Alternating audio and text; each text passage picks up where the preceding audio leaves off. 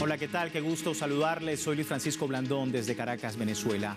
El dominio de las ideas, de las creencias y las prácticas en la esfera pública es hoy más que nunca una lucha por determinar el rumbo de la sociedad sobre el debate de leyes, políticas públicas, educación, medios de comunicación y expresiones artísticas. No es un fenómeno nuevo, pero en la actualidad ha cobrado mayor relevancia debido también a la proliferación de las redes sociales. Pero ¿quién libra en este momento esa lucha? ¿Cuáles son los frentes? Hoy hablamos en Texto y Contexto de la guerra cultural. Bienvenidos. La guerra cultural es entendida como la utilización de relatos hegemónicos en los campos del arte, formación académica, comunicación y producción audiovisual que imponen visiones sesgadas y narrativas plagadas de medias verdades, propaganda psicológica y ataques cognitivos, intentando desplazar identidades e idiosincrasias a través de capitalizar un lenguaje dominante, creando falsos imaginarios para manipular a los pueblos. Ahí teníamos parte del análisis y posteriormente vamos a estar hablando precisamente de la guerra cultural. Presento rápidamente a mis invitados. En primera instancia me acompaña María Fernanda Barreto. Ella es escritora colombo-venezolana, directora de la plataforma comunicacional Huele a Azufre. Muchísimas gracias por tu tiempo con nosotros. Bienvenida nuevamente. Siempre la tenemos a ella con el análisis acá en nuestro multimedio. No menos importante, Robert Galván, sociólogo y comunicador. Robert, gracias por tu tiempo con la audiencia latinoamericana. Y también Anabel Díaz H., historiadora, para poder ahondar un poco más en detalle. Muchísimas gracias por tu tiempo. Hay una guerra cultural en los libros, en la propaganda, en relatos históricos. No es un fenómeno nuevo, pero cobra mucha relevancia el día de hoy, más que nunca, desde lo político, lo diplomático y lo geopolítico. Pero ¿cuál es el estado de la guerra cultural en la actualidad, María Fernanda? Bueno, la guerra cultural forma parte de estas guerras de cuarta generación, es decir, siempre la cultura ha sido parte de las guerras, pero con las guerras multidimensionales, las guerras hibridizadas, la dimensión cultural se fortalece como guerra. Entonces, esta guerra cultural, tal como la estamos viendo ahora, llega a los extremos que vemos, por ejemplo, en el genocidio contra el pueblo palestino, en el que el robo, la impostación de la cultura que está haciendo Israel, robando, asumiendo como propia cultura que en realidad es palestina y tratando de exterminar toda la historia de esa cultura árabe. Podríamos entonces llegar a decir que la guerra cultural llega en la actualidad hasta el culturicidio. Culturicidio. ¿Cómo llega a ese momento? ¿Cómo es posible precisamente que no solamente por el tema de la Franja de Gaza y lo que ocurre con el pueblo palestino, sino en los últimos años, cómo se ha venido gestando esta guerra cultural? Claro, más allá de los procesos de transculturización que son normales o no normales, habituales en los procesos de colonización, el hecho de que la cultura hegemónica ha logrado difundirse más a través de las nuevas tecnologías, ha fortalecido su poder, la ha hecho aún más hegemónica, y aunque se abren también nuevas vías para el pensamiento contrahegemónico, de todos modos el poder que está teniendo el discurso dominante a través de estas nuevas tecnologías lo hace más peligroso, los hace armas de guerra a esas nuevas tecnologías y por tanto les facilita ese trabajo de acabar con las culturas para imponer culturas que ellos crean de acuerdo a sus intereses y obviamente entre esos intereses están los intereses político, económico, culturales. Sí, porque como decíamos antes, no es algo nuevo. Hemos visto, por ejemplo, en el cine, todo ese romanticismo y la lucha patriótica de ciertos estados, por supuesto, hegemónicos, que siempre colocan al malo, a la población vulnerable, colocan de malo a los países que en aquel momento tacharon de tercermundistas y que impone, por supuesto, una narrativa que todavía continúa hoy en la guerra cultural, en la geopolítica, la política y por supuesto en la cultura. Pero quería precisamente, Robert, hablar de esto, ¿no? Pues empezaba en las películas, por ejemplo, del oeste, donde colocaban incluso al indígena como el malo, colocaban a aquella persona, aquel vaquero que era precisamente el que impartía la justicia. No es algo nuevo, vemos ahora incluso algo más sofisticado desde el punto de vista cultural. ¿Cuál es el estado actual de esa guerra cultural? Sí, yo rescatando mucho lo que dice la compañera, yo me iría un poco más atrás porque siempre es la lucha por el relato, ¿no? El relato que se impone. Y el camarada Carlos Mar decía que la ideología dominante es la ideología de la clase dominante. Entonces, a partir de eso, tú te das cuenta que la lucha por el relato es una lucha, es una versión de la lucha de clases, ¿no? Sí. Entonces, esto viene dado incluso en la mitología, incluso en la antigüedad. Los persas eran los malos de los griegos. Tú ves las esculturas de los griegos y ves al persa como un monstruo, es la monstrificación del otro. El africano siempre fue el deforme ante la lógica del hombre blanco, ¿no?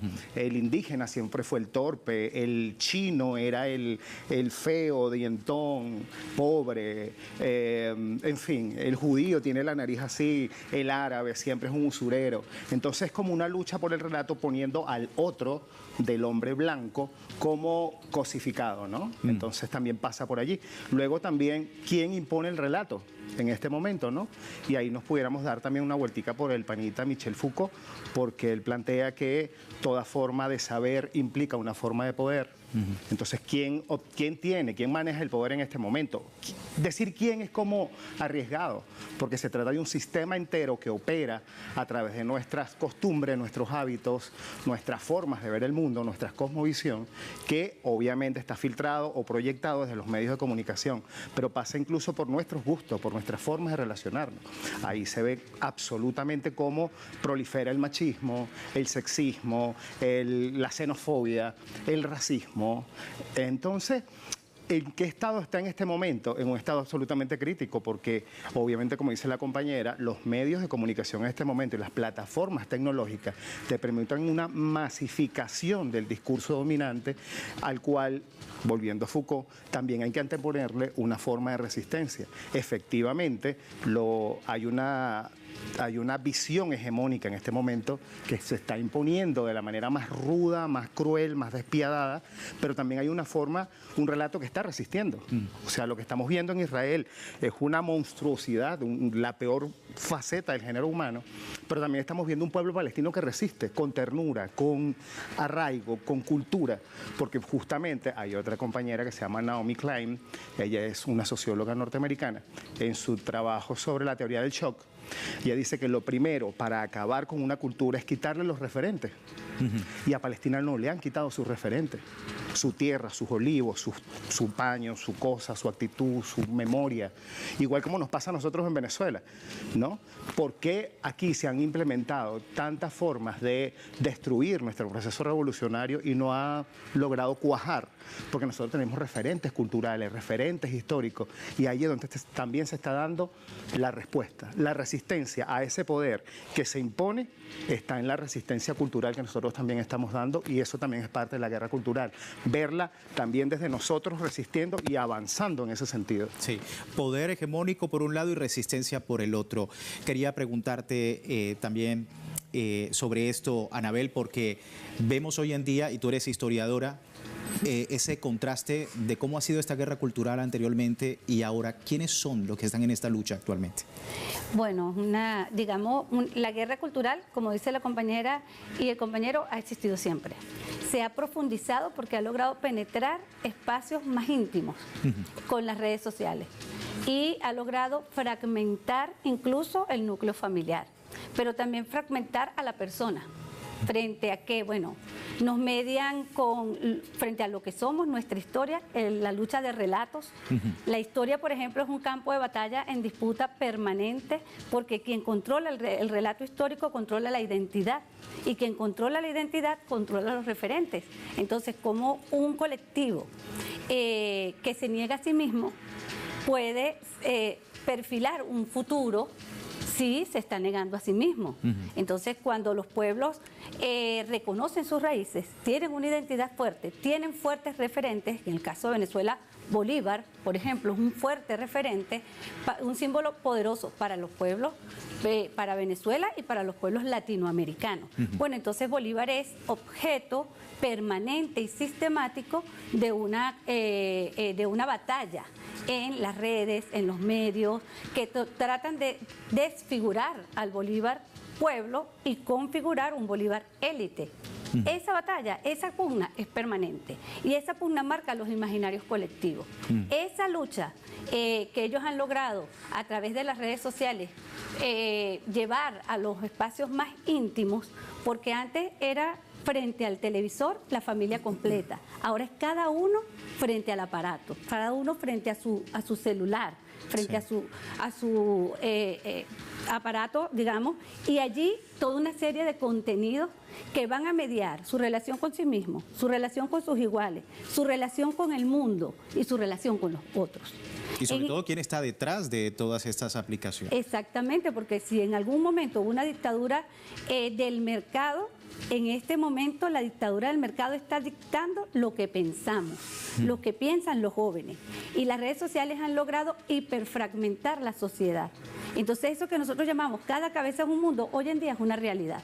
Porque cuando tú, una mujer de mediana edad, tratas de comunicarte con un muchacho joven, varón, menor de 30 años, para él el feminismo es una suerte de sombra que puede llegar a atemorizarlo frente a su masculinidad, por ejemplo. Y cuando tú, mujer, madre, tratas de defender la vida, ellos entonces entienden eso como una debilidad. Pero es porque esos imaginarios colectivos de los jóvenes menores de 30 años han sido trabajados por la industria cultural a través de todos los medios posibles. La televisión, los medios impresos, ellos no abandonan ningún medio. Cuando nosotros creemos, no, el periódico impreso murió, no. El New York Times sigue siendo un referente noticioso. Cambió de forma, mutó, ahora es digital, ahora lo lees. Las herramientas son otras. Exacto, pero el mensaje es mucho más poderoso, porque llega a cada uno de manera individual. Eres tú interpelándote constantemente con el mundo y con toda esa serie de informaciones, además una cantidad de informaciones que te es imposible procesar. Y lo que permanecen en este momento, la juventud es atontada por una cantidad de información que está tratando de procesar, pero que no logra en su totalidad darle una comprensión real del mundo. ¿Es el mismo mensaje? ¿Cambian las herramientas, María Fernanda? ¿Cómo ves el impacto también de no solamente las redes sociales, ahora la inteligencia artificial?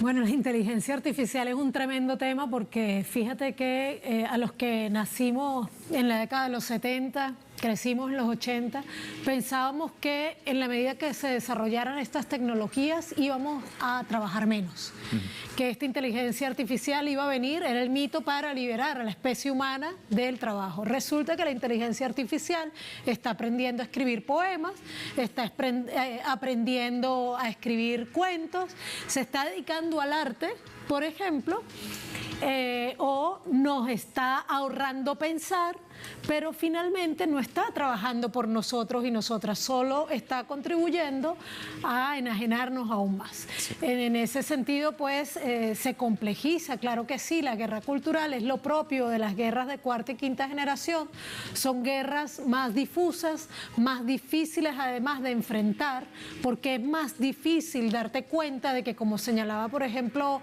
Anabel, estás frente a un dispositivo de guerra que es tu celular, que se ha convertido en un dispositivo de la guerra cognitiva contra cada uno de nosotros y nosotras. Mientras, digamos, en la antigüedad, para defenderte bastaba con ver a alguien que te apuntaba con un arma, ahora tienes el celular, te crees poderoso, te crees relajado y en realidad estás en una posición subordinada ante ese discurso hegemónico que te llega disfrazado de maneras más sutiles. Sí, es complejo un escenario en todo este contexto geopolítico que, como hemos visto en los últimos meses, no hace más que intensificar justamente estos relatos y esta lucha por el poder. Nosotros vamos a una breve pausa en Texto y Contexto, hoy hablando sobre la guerra cultural y cómo incide en nuestros pueblos. Ya regresamos.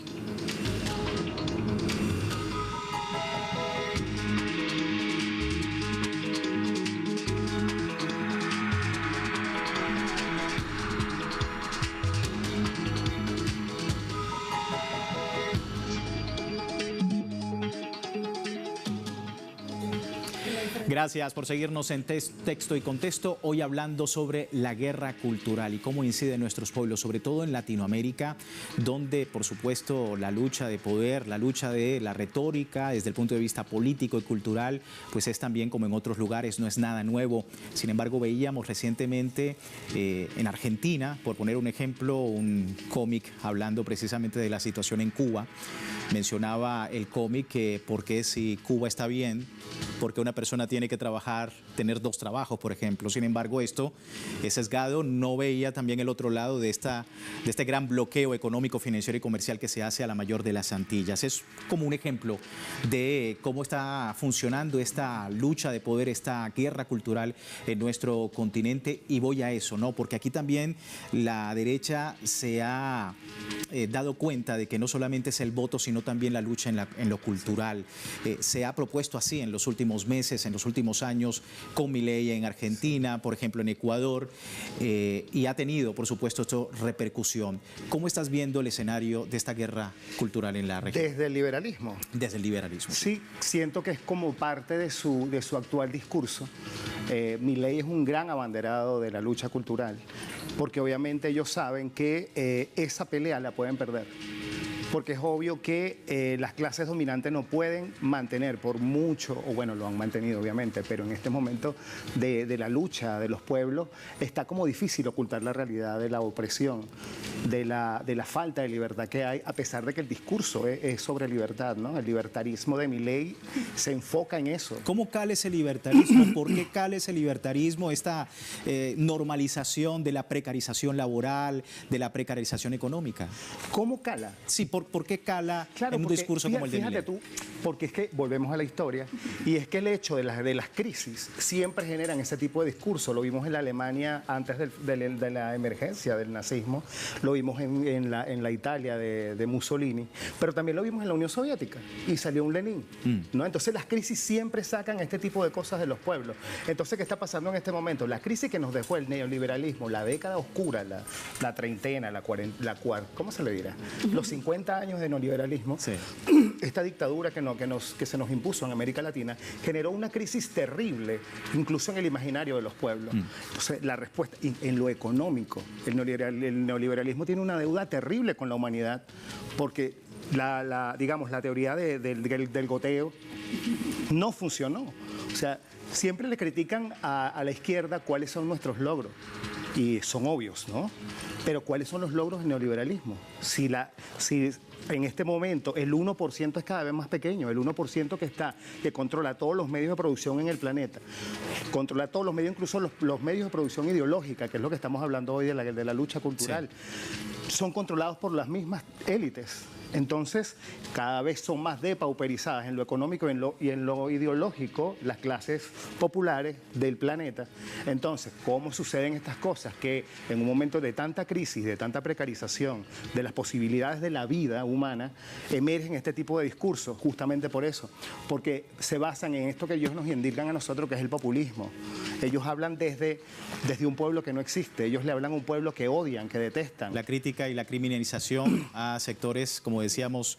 Sí, que se le oponen a los sectores que se oponen, sí. Los que se contraponen a ese discurso. Ahora, quería preguntar también, porque desde la perspectiva que estamos debatiendo aquí, Anabel, ¿es posible ganar una guerra cultural? Es decir, ¿el objetivo es más bien gestionarla de alguna manera o poder acabarla? ¿Qué caminos hay para precisamente fomentar una mejor resistencia? Es excelente esa pregunta que me haces, porque fíjate, en la experiencia de la situación con Palestina, el genocidio que ya no se puede ocultar, las redes sociales que si bien puedes mantener una dictadura pero que no puedes controlar totalmente, han dejado al descubierto que, bueno, se ha acumulado un punto de inflexión. Esos jóvenes que estaban atontados por una cantidad de información que no podían sintetizar, que no podían procesar, han recibido también a través de las redes sociales lo que está pasando en Palestina y se han movilizado. Aquello que fue diseñado para pasivizar, para tranquilizar, para inmovilizar a las masas, ¿verdad? También con una contrainformación, con una respuesta contrahegemónica de los pueblos, con la potencialidad, y por eso se ve, entonces ahora cuando uno ve el caso de Palestina y dice, por eso es que estaban diciendo que Hispan TV tenía que decir un medio controlado por, ¿verdad? Claro. El otro medio tenía que decir un medio controlado por el Estado tal, porque ya habían satanizado esos estados. Pero el medio en sí mismo, el mensaje fue tan poderoso, fue tan real, acabó con la posverdad y le dijo a la juventud, mira, esto es lo que estamos haciendo. No somos capaces de evitar un genocidio. Matamos a los más débiles. Esta es la civilización a la que tú perteneces. Y salieron los jóvenes en las entrañas del monstruo, en las universidades, a decir basta, se acabó, no estamos de acuerdo con esto.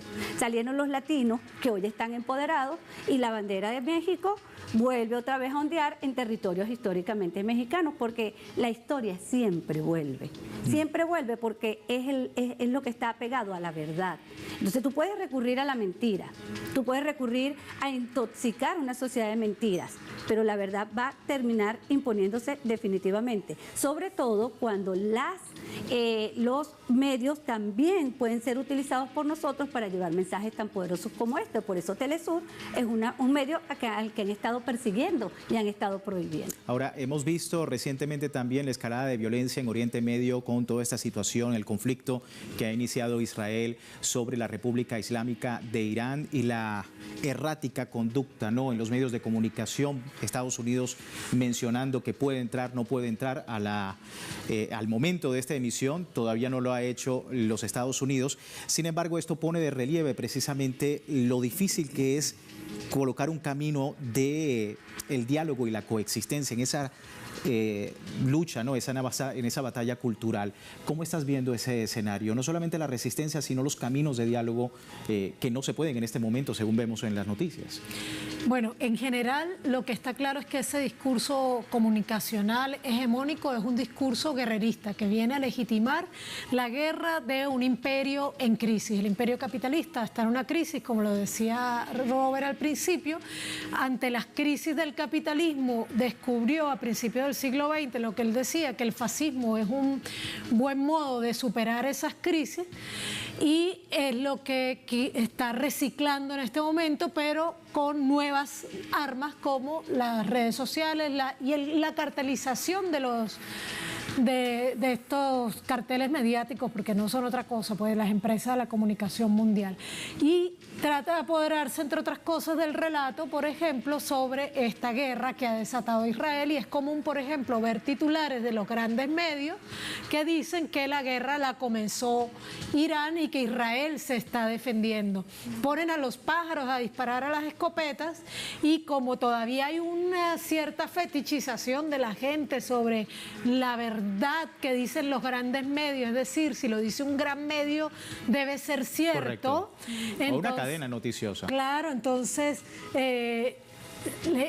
se populariza la mentira y nos crean una falsa idea de democratización de la información, cuando en realidad está cada vez más cartelizada, cada vez más en sus manos. En realidad, lo que propone el imperialismo y lo que legitima el discurso hegemónico, también es económico, pero en este caso discurso hegemónico en lo comunicacional, es la guerra. Lo contrahegemónico es la paz, y esa paz que debe encontrar espacios comunicacionales, pues es la lucha de los pueblos. Obviamente la lucha por la comunicación contrahegemónica, nuestro eslogan de hecho es comunicación contrahegemónica para construir la paz. Esa lucha no es una lucha que cuenta con el capital. pero es la lucha que cuenta con la voz de los pueblos, y allí es donde debemos utilizar todos los medios. Yo sé que el algoritmo no nos favorece, por eso es que el presidente Nicolás Maduro habla de medios, redes, paredes y hasta Radio Bemba, porque todas las herramientas para comunicarnos son válidas cuando se trata de enfrentar esta guerra cultural. Y tal como también se ha venido observando en otros países, obviamente la vocería de los medios de comunicación de la presidencia, por ejemplo en México, se continúa ese camino para poder de alguna manera dar un punto de vista un poco más equilibrado sobre lo que ocurre en nuestros países. Lamentablemente se me termina el tiempo. Agradezco a todos ustedes por haber participado y por supuesto ustedes, ¿cuál es la opinión? Contáctenos @telesurtv.net para este feedback que siempre tenemos con ustedes sobre lo que hemos debatido en Texto y Contexto. Será hasta una nueva oportunidad. Soy Luis Francisco Blandón. Gracias por seguirnos.